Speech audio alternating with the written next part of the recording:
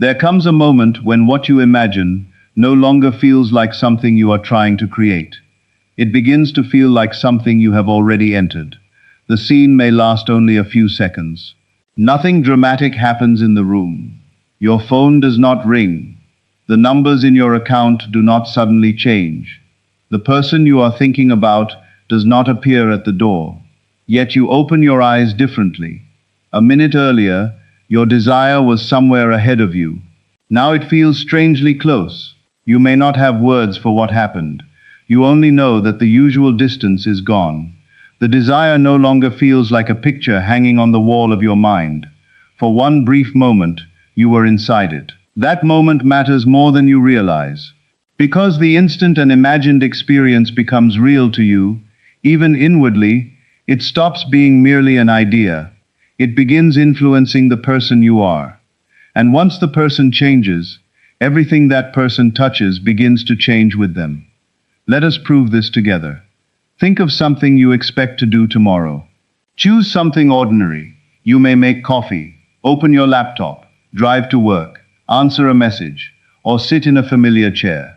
You do not know every detail of tomorrow. Still, when you think of that simple action, it fits naturally into your sense of life. You are not begging tomorrow to allow it.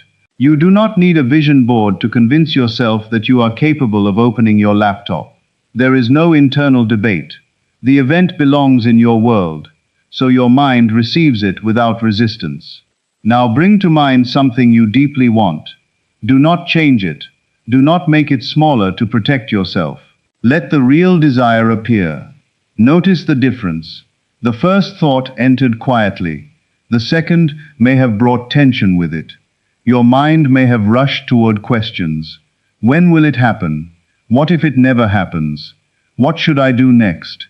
Am I imagining correctly? What if someone else gets there first? That movement of the mind tells you something important. You are not simply thinking about the desire. You are thinking from the position of someone who does not yet have it. The desire itself is not creating the distance. Your relationship to it is. You can imagine a house while feeling homeless from it. You can picture love while standing inwardly outside the relationship. You can repeat the language of abundance while listening for the next piece of bad news.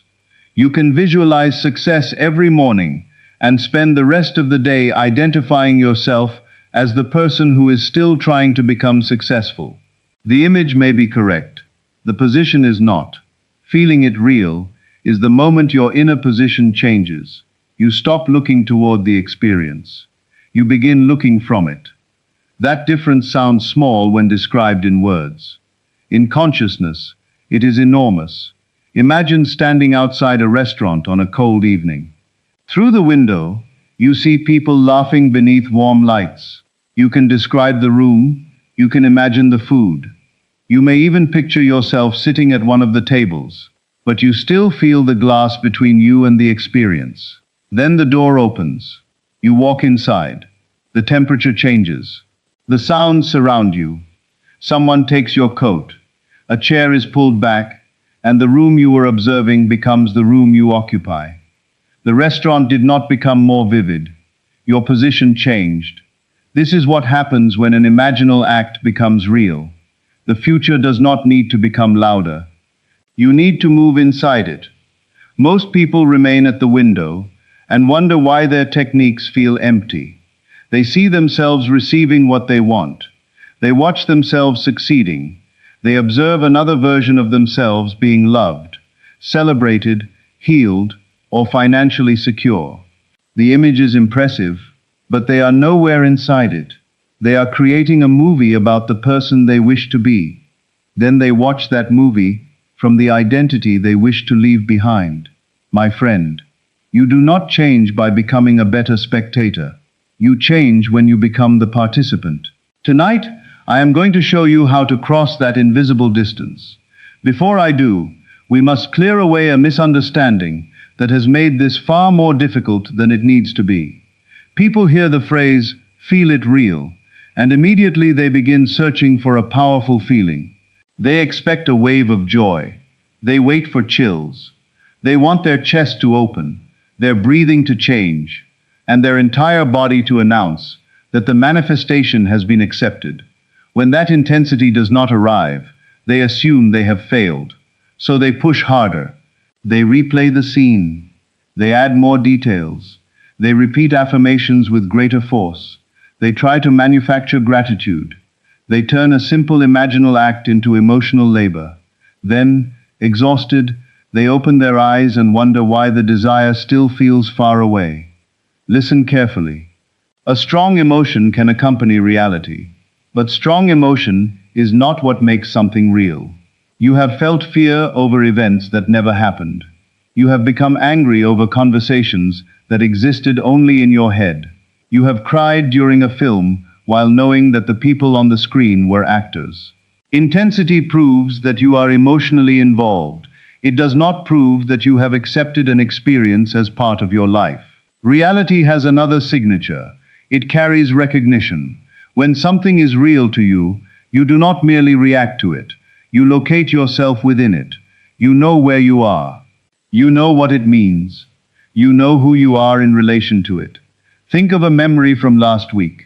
You may not see every detail clearly. The lighting may be vague. You may not remember what you were wearing. Yet you do not question whether the event belongs to your past. The memory has a position in your life. You recognize it as yours. This is why one quiet imaginal moment can be more effective than 20 minutes of strained visualization. You are not trying to produce a perfect picture. You are allowing an experience to become yours. There is a very simple way to tell whether you are moving toward this inner acceptance. When you enter the scene, ask yourself, am I trying to make this happen? Or am I experiencing what life is like now that it has happened? Those are two entirely different activities. The first person is working toward an event. The second person is living with its consequence.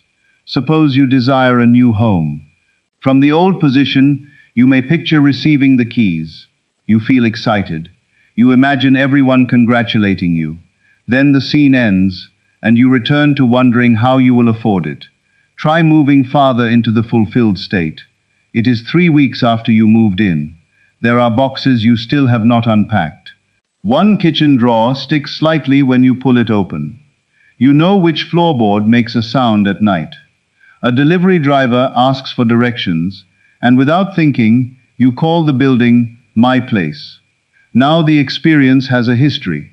You are not standing at the dramatic moment of arrival. You are living after it. That small movement, going beyond the celebration, often changes everything. The mind is easily excited by an arrival. Identity is revealed by what comes afterward. A person who truly has a home eventually complains about where to put the furniture. A person in a secure relationship does not spend every moment celebrating the fact that they are loved. They discuss dinner, plans, laundry, work, and which movie to watch. A person who has become successful does not wake each morning screaming with joy. They look at the next responsibility. Fulfillment becomes real when it begins to include ordinary life. That is why the scene after the scene is so powerful. Do not imagine only the applause. Hear the room growing quiet after the event. Do not stop at the signed contract. Feel yourself placing it in a drawer and returning to your day. Move past the first kiss. Enter the ease of being with someone who no longer makes you question whether you belong. Go beyond seeing the money. Experience the moment when a necessary payment leaves your account and your body remains calm. The spectacular attracts your attention. The ordinary persuades your identity. And once the new condition begins to feel ordinary, the old condition loses its authority.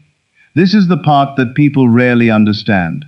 They believe the world changes first, and then they will naturally feel different. They say, of course I would feel secure if the money were there. I would relax if I knew the relationship was safe. I would act confident if people respected me. I would stop worrying after the opportunity arrived. It sounds reasonable. It is also how the same state continues indefinitely. Because every day, you use the present condition as permission to remain the person who created yesterday. You wait for the mirror to smile before you are willing to smile. You wait for the echo to change before you change your voice.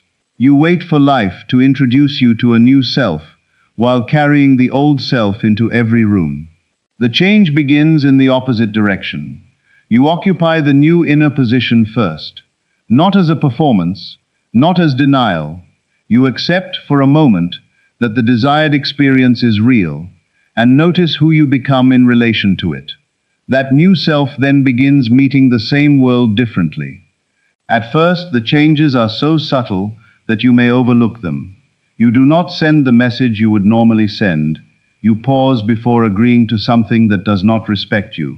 A problem appears, and instead of treating it as proof that everything is collapsing, you handle the problem. You stop explaining your dream to people who only know how to measure your past.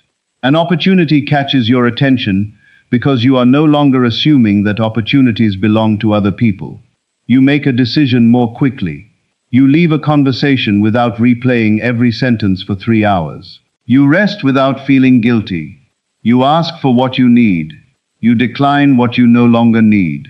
None of these actions may look like the manifestation itself. They are the early movements of the person for whom the manifestation is natural. This is where everything begins to change. Not at the final event, at the first altered reaction. The old version of you receives a familiar trigger and does not respond in the familiar way. That is an interruption in the pattern, and every new future begins as an interruption in an old pattern. Consider someone who has spent years believing they are easily abandoned. They may consciously desire a loving relationship, but their identity is trained to search for departure. A delayed reply becomes danger. A tired tone becomes rejection. A request for space becomes the beginning of the end. They do not simply observe these events, they complete them with an old story. Then they react to the story as though it were happening. They demand reassurance. They withdraw before they can be left. They test the other person. They create tension, then point to the tension as evidence that relationships are unsafe. Now suppose this person enters one simple imaginal scene. They hear someone they trust say, "You do not have to earn love here." At first, the words feel beautiful, but distant. They repeat the scene another night. This time, they notice the relief of not having to prepare for loss.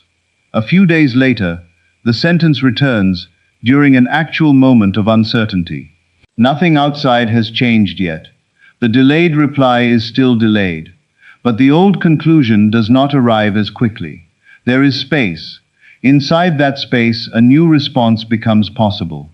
They put the phone down. They continue with their evening. They allow the relationship to breathe. You may call this emotional regulation. You may call it a shift in assumption.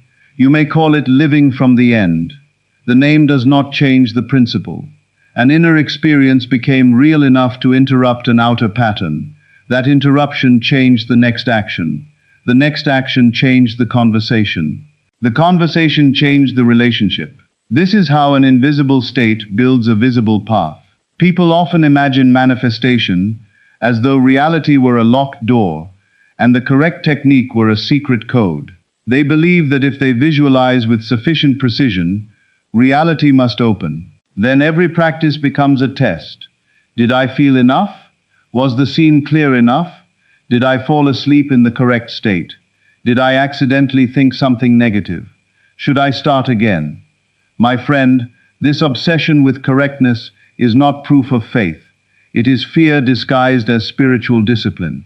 The person who feels compelled to perform the method perfectly is usually trying to compensate for a deeper conviction that the desire remains outside them. You do not need perfect concentration. You need honest occupation. For a few seconds, stop trying to influence the future. Enter the experience. Let it affect you. Then leave it alone. A real experience leaves a trace. Imagine that someone calls you tonight with unexpected news. The conversation lasts 2 minutes. After the call ends, you may walk into another room, wash a cup, or stare through a window. The voice is no longer speaking, yet the meaning of the conversation remains with you. You carry an after effect. That after effect is more important than the length of the event. Your imaginal act should leave the same kind of trace. You return to the present, but something has been added. You have touched the version of life in which the desire is fulfilled. You know how it feels to stand there. You are no longer imagining a completely unknown country. You have visited it. Then the old evidence returns. This is where many people lose what they have touched. They enter the fulfilled state at night, but in the morning they check whether the world has changed. The account still shows the old number. The person has not called. The pain has not disappeared. The application remains unanswered. Immediately, they abandon the inner experience and bow to the visible condition. They say, "It did not work." Notice what happened. They gave the inner state one evening to prove itself, while giving the outer condition years of unquestioned loyalty. They demanded that the seed produce fruit by morning. When the soil looked unchanged, they dug everything up.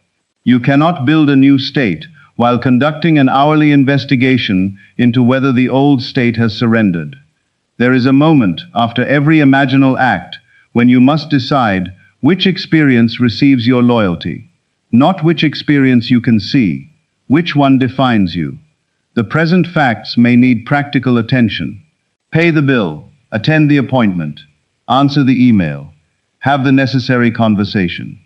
Feeling it real does not make you irresponsible. It changes the identity from which responsibility is handled. Fear says, "This problem proves I am trapped." The fulfilled state says, "This is what stands before me today. It is not the definition of my life." Those two people may take the same practical action. One acts as a prisoner trying to escape. The other acts as someone moving through a temporary stage. Their bodies carry different instructions. Their minds notice different possibilities. They speak differently to others. They recover from setbacks at different speeds. Over time, these differences are not small. They become destinies. Now let us look at the false versions of feeling it real, because some of them are convincing. You may feel a burst of excitement while imagining the desire. Enjoy it, but do not mistake anticipation for possession. Excitement often stands at the gate shouting, "It is coming." The fulfilled state has already walked inside. Another person repeats affirmations until the words become hypnotic. Yet the moment they stop speaking, the old identity returns. Words can open a door, but they cannot occupy the room for you. Someone else creates a scene with extraordinary detail. They know the color of the walls, the shape of the furniture, the exact clothing everyone is wearing. Still, they feel like a director arranging actors on a set. Visual clarity has replaced participation. Then there is the person who tries to maintain positive thoughts every minute of the day. One unwanted thought appears, and panic follows. They believe they have ruined everything. This is not inner stability. It is a fragile system built around fear of the mind. The most subtle counterfeit arrives as determination. I will believe this no matter what. The words sound strong. The body is braced. The jaw is tight. Every contradiction feels like an enemy that must be defeated. Real conviction does not spend the day fighting for its life. It has room to breathe. You can have a difficult hour without losing your identity. You can feel disappointment without returning to the conclusion that you are doomed. You can acknowledge fear without crowning it as truth. A passing emotion does not define your state. Your state is the home to which you repeatedly return. This brings us to persistence. Many people have turned persistence into inner warfare. They imagine, doubt, attack the doubt, repeat an affirmation, check the world, become discouraged, then force themselves to imagine again. The practice feels like pushing a broken car uphill. That is not the persistence Neville spoke of. Persistence is not the refusal to experience human emotion. It is the refusal to let a temporary appearance decide your permanent identity. You may wobble, return. You may react, return. You may become discouraged for an afternoon, return. The power lies in the return. not in pretending you never left. Think of learning a new route through a city. At first you take wrong turns. You rely on directions. Every intersection requires thought. After traveling the route repeatedly, the body begins to know it. Eventually, you arrive without remembering every turn. A state becomes natural in the same way. You are building an inner route. The old route leads from circumstance to fear, from fear to reaction, from reaction to confirmation. The new route leads from circumstance to remembrance, from remembrance to identity, from identity to a different response. At first, you must choose it deliberately. Later, it chooses itself. That is when you know the imaginal act has moved deeper than a pleasant exercise. You begin catching the new state in action. A rejection arrives, and something in you says, "Not this door, then." A person becomes distant, and you do not immediately abandon yourself to chase them. An unexpected expense appears, and your mind moves towards solutions instead of catastrophe. Someone questions your ability, but their doubt no longer enters your identity as an order. These moments are not separate from the manifestation. They reveal that the cause is changing. Most people refuse to value inner changes until an external result can be photographed, announced, or deposited into an account. Do not make that mistake. The first evidence will often be private. You sleep more peacefully. You stop rehearsing arguments. Your appetite returns. The future no longer feels like a threat. You begin cleaning the room you once used as a waiting area for your life. You finish work that the old self kept postponing. Your voice sounds different when you say no. A friend notices that you seem calmer. You may dismiss these things because they are not the final desire. Yet they are signs that the person maintaining the old reality is losing control. The outer result is not being built for the old you. The old you could not hold it. The old you would turn love into surveillance. The old you would turn wealth into fear of loss. The old you would turn visibility into a constant need for approval. The old you would receive the opportunity and still feel like an imposter waiting to be exposed. Feeling the desire real begins preparing a place within you for its visible expression. This is why some desires appear delayed. You may say you want the result, while another part of you remains loyal to the identity that cannot receive it peacefully. A person who has known struggle for a long time may distrust ease. When things begin going well, they wait for punishment. Someone accustomed to being ignored may desire recognition but feel exposed when attention arrives. A person who has spent years rescuing everyone may ask for freedom, then feel guilty the moment they choose themselves. You cannot solve these contradictions by shouting louder affirmations over them. Bring them into the light. Ask yourself a question that requires honesty. What would become unfamiliar if my desire were real? Do not ask only what you would gain. Look at what the old identity would lose. It might lose its favorite explanation.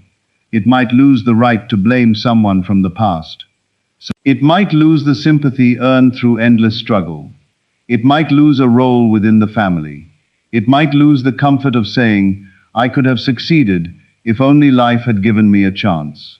Fulfillment removes certain hiding places. When the opportunity appears, you must participate. When love arrives, you must allow yourself to be seen. When money increases, you must decide how to manage it. When freedom opens, you must choose a direction. Wanting can remain beautiful and untouched forever. Having enters the mess of life. This is why a part of you may prefer desire at a distance. At a distance, it can remain perfect. At a distance, it cannot disappoint you. At a distance, you never need to discover whether you are capable of living it. Feeling it real closes the distance. And the old identity understands what that means. Its story is ending. Do not fight this part of yourself. It learned its role for a reason. Maybe it protected you from disappointment. Maybe expecting rejection once helped you avoid being surprised. Maybe staying small kept you connected to people who felt threatened by your growth. Thank that identity for bringing you this far. Then let it know that it no longer needs to lead. You are not destroying yourself. You are retiring a strategy. There is a difference. Now I want to give you a practice that does not require 30 minutes, special music, perfect silence, or an extraordinary ability to visualize. Choose one desire. Reduce it to one implication, not the whole dream, not the complete journey.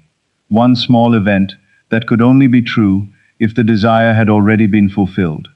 A friend looks at you and says, "You seem so settled now." You sign your name where you once hoped to be invited. You place your phone on the table after reading the confirmation. You hear the front door close and realize you are home. You look at a date on the calendar and remember that the difficult period has passed. Keep the scene close. A few seconds will do. Now remove yourself from the audience. Do not watch your face. Look through your own eyes. Let the person speak from somewhere in front of you. Feel the object in your hand, rather than seeing yourself hold it. Hear your response. It may be one word, "It's done," "We made it," "I knew." Finally can be used, but listen carefully to its meaning. Is it relief after completion, or longing disguised as a conclusion? The same word can belong to two different states. Do not chase emotion, follow implication. If you hold the key, the home is yours. If you hear the congratulations, the achievement has occurred. If you feel the wedding ring, the relationship has entered a new reality. If your body relaxes while paying the bill, financial safety is no longer a theory. Allow the implication to reach you. Then notice what happens after the first emotional wave. This is where many people stop too early. They touch excitement and assume the practice is complete. Stay a little longer. Let the excitement settle. What remains beneath it? Can you feel the beginning of normality? Can the scene belong to you without needing to sparkle? When you reach that quieter layer, the experience starts moving from fantasy into identity. You may suddenly notice that the scene no longer requires effort. It seems obvious for half a second. Do not underestimate that half second. A lock can open with a small movement. When the state clicks into place, stop. You do not need to keep turning the key. Rest in the after effect. Let the scene close naturally. Go about your day. Now comes the part that determines whether this becomes a passing exercise or a genuine change. Do not immediately check the world. The urge to check is understandable. You want reassurance that the inner movement mattered. But every anxious check carries an unspoken message. I do not trust what I experienced. The outside must tell me whether it was real. Checking hands authority back to the old condition. This does not mean you never look at your phone or account. It means you stop using every observation as a spiritual verdict. Open the email because you need to read your email. Check the account because you are managing your finances. Do not approach these actions like a frightened scientist searching for proof that consciousness works. Your life is not a laboratory experiment conducted against you. There will be days when the external world seems to move in the opposite direction. You imagine harmony, and an argument occurs. You accept prosperity, and an unexpected expense arrives. You enter the feeling of being chosen, then receive a rejection. At that moment, the old self will come alive. It will say, "You see, nothing changed." Do not rush to silence it with affirmations. Ask a better question. Who am I going to be in relation to this event? That question brings you back to power. The event has happened. Your state determines what it becomes next. A rejection may become proof that you are unwanted. It may also redirect you to the place where you are valued. An expense may become evidence of endless scarcity. It may also reveal a financial habit you are finally ready to change. An argument may become the collapse of a relationship. It may expose a truth that makes genuine intimacy possible. The fulfilled state does not guarantee that every moment will look pleasant. It changes what each moment is allowed to mean. And meaning directs action. This is one of the ways the bridge of events unfolds. People imagine that the bridge will feel magical at every step. Often it looks inconvenient, confusing, or unrelated. A cancelled plan leads to a conversation. A conversation reveals an idea.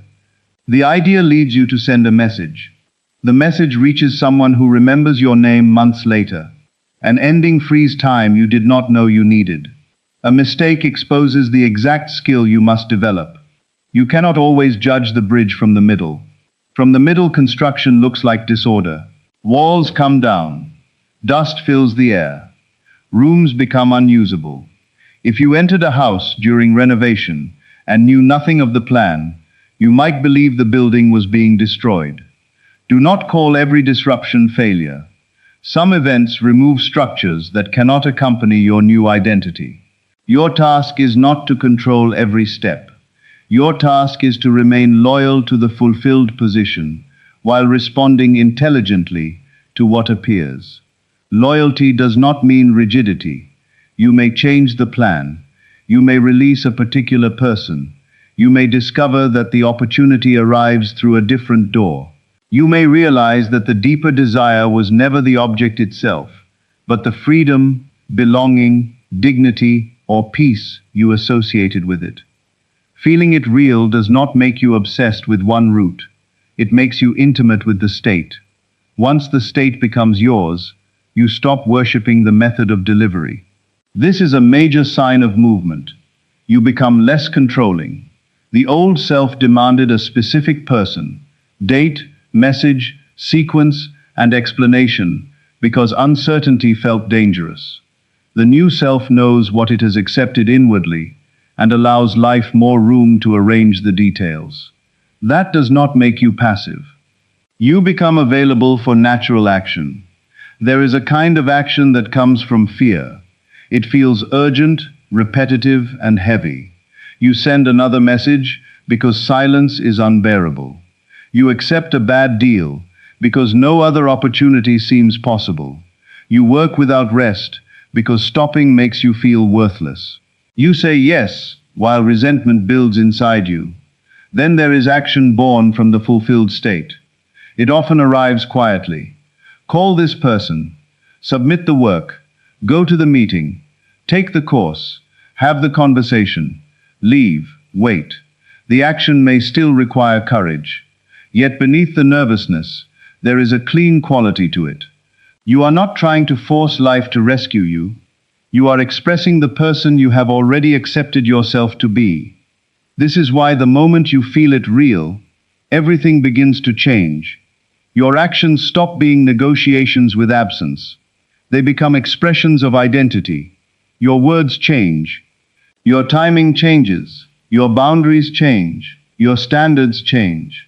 Even your silences change. You stop filling every empty space with fear. Now let me speak to the person who says, I felt it real once, but then I lost it. You did not lose the future. You moved out of the state. Move back in. Do not create a tragedy around the fluctuation. States are entered. States are left.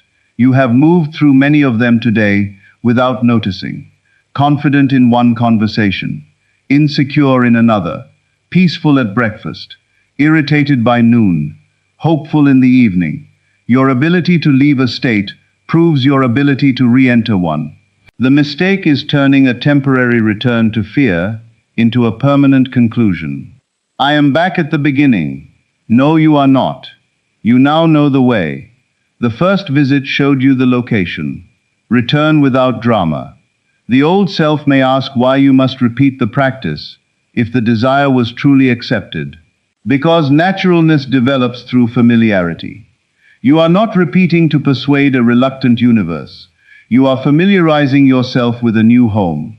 At first, every room feels unfamiliar. Soon you know where the light switch is. Eventually you move through the house in darkness. This is what repetition is for. Not force. Familiarity. There will come a day when you think of the desire and notice that the ache is missing.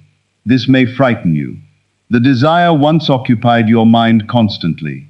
Now several hours pass without thinking of it. You may wonder whether you have stopped caring. Look more closely. Has the desire disappeared, or has the desperation disappeared? These are not the same. When hunger ends, you stop thinking about food with the same intensity. When you receive the answer, you stop checking for the answer. When something is settled, attention becomes free again. The quiet does not always mean you have given up. It may mean the state has gone deeper than thought.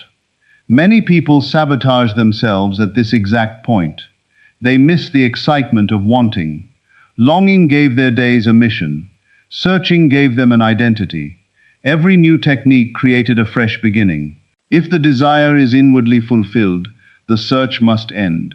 No more endless videos. No more asking 5 people whether you are doing it correctly. No more collecting methods instead of occupying a state. The seeker becomes unemployed, and that can feel empty. Who are you when you are no longer trying to get there? You are the one who lives there. At first, living there may feel less dramatic than seeking. The seeker has stories. The seeker has crises. The seeker has daily evidence to interpret. The one who has becomes quieter. They get on with life. Do not run back to longing simply because longing makes you feel active. You are allowed to let the search finish. You are allowed to stop proving how deeply you desire something. You are allowed to experience peace before the final evidence appears. Peace is not betrayal. It is preparation. Now, there is one final confusion we must remove. Feeling it real does not mean pretending. Pretending knows the truth and performs another story over it. Inner acceptance works at a deeper level. Suppose you have an unpaid bill on the table. Pretending says, there is no bill. That is denial. Fear says, this bill proves my life will always be a struggle. That is identification. The fulfilled state picks up the bill and says this requires a response, but it does not define my relationship with money. The paper remains. The identity changes. From that identity, you may negotiate, reorganize, ask for help, increase your income, cut an expense, or discover an option that panic could not see. You are not lying about the moment. You are refusing to turn the moment into a prophecy. This distinction keeps the teaching grounded. You do not close your eyes to life. You open them without surrendering your imagination to appearances. The visible world tells you what has taken form. It does not have the exclusive right to tell you what may take form next. That right belongs to the state you consent to occupy. So tonight, before sleep, choose the experience you want to make real. Do not build an epic production. Find the simplest doorway. Enter one moment after fulfillment. Let someone speak. Touch something. Answer naturally. Notice the implication. Remain until the scene no longer feels like a request. Then release it. Tomorrow, watch your reactions. Not obsessively, curiously. Notice where the old self expects the worst. Notice where you rush to check. Notice what you tolerate because you fear there will be nothing else. Notice the action that feels clean but unfamiliar. These observations show you where the new state is meeting the old pattern. When you catch the old pattern, do not attack it. Remember the scene. Return to the person within it. Ask what that person knows. Then continue your day. One return may change a conversation. One conversation may change a decision. One decision may change a year. This is how a moment inside consciousness begins extending itself through time. You may never be able to identify the exact second when the outer world turned. Was it the night you imagined? The morning you declined the wrong offer?